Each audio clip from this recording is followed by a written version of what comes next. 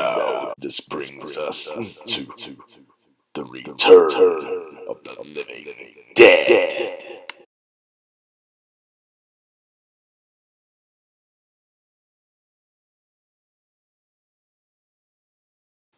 He would even send peacekeeping forces to make sure that both Neo-Syria and Neo-Iraq would be stabilized after the war. So, Iraq and Syria, both Kurdish and rebel halves by the way, would end up like North Korea. So we might see a modern-day Amra. Anyone who is unfamiliar with Amra should watch the Desert Storm saga. A link will be posted in the description. Some of you may think Trump would have more support from the international community because of Russian imperialist actions in the Middle East. Not to mention that the claim of the new Tsar being the reincarnation of one of Nicholas II's children and being in contact with disinformation would make the world see the new leader of Russia as a crazy psychopath. In addition, the new Tsar can start to question some of his father's decisions. Very true, but Trump is much crazier, and his supporters are either greedy or more insane for believing him. That's why I didn't say he would be exactly the same as his father. I doubt he would have went to war in World War I because he would see it as not worth it.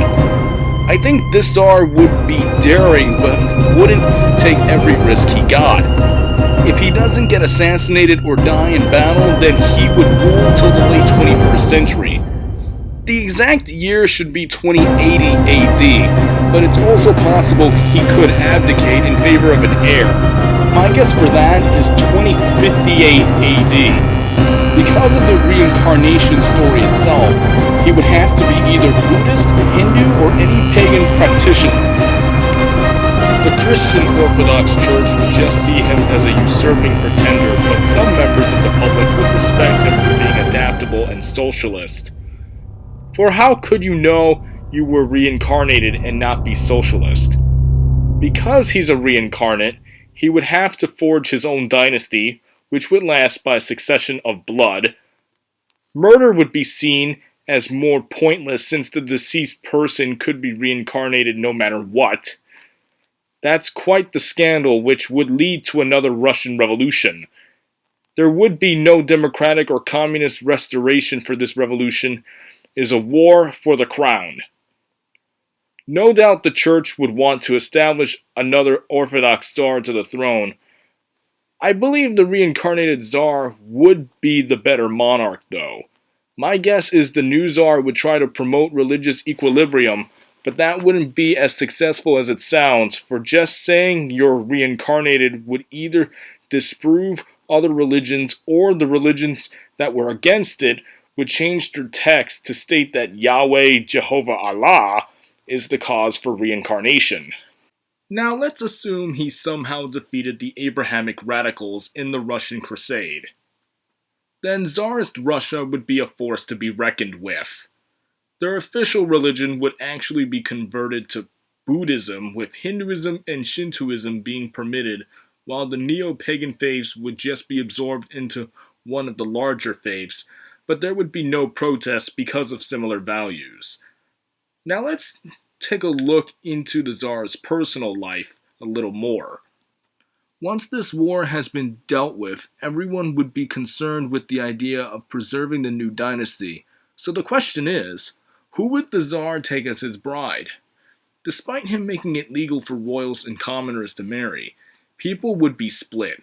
But let's assume he still marries a royal noble, and most likely from another nation for diplomatic reasons. He would most likely want a Buddhist wife as his Tsarina, but it could be any royal woman from any country and of any faith born in the range of 1994 to 1997. I say this because he wouldn't want a woman who is older than him, for it just doesn't make sense. Alright, now we're once again at the end of the video. Pretty interesting stuff so far. Can't wait to see how everything turns out in part 4. And I hope I've answered certain questions of yours, Leo. I don't plan to disappoint you in any way, or the rest of you for that matter. Now, I have to take a break with Codename Altair for the meanwhile. For part 4 is not going to be released for a little while. Well, the next video to be released will be part 2 of episode 1, Project Y, of Codename Deneb. Huh.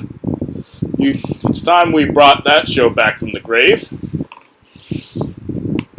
And then after that is going to be a special project with a certain introduction from a very famous celebrity. We all hope to see you all there. Bye-bye. Ah yes, there is one thing I forgot. Hope is such a splendid thing. Happy fucking Halloween!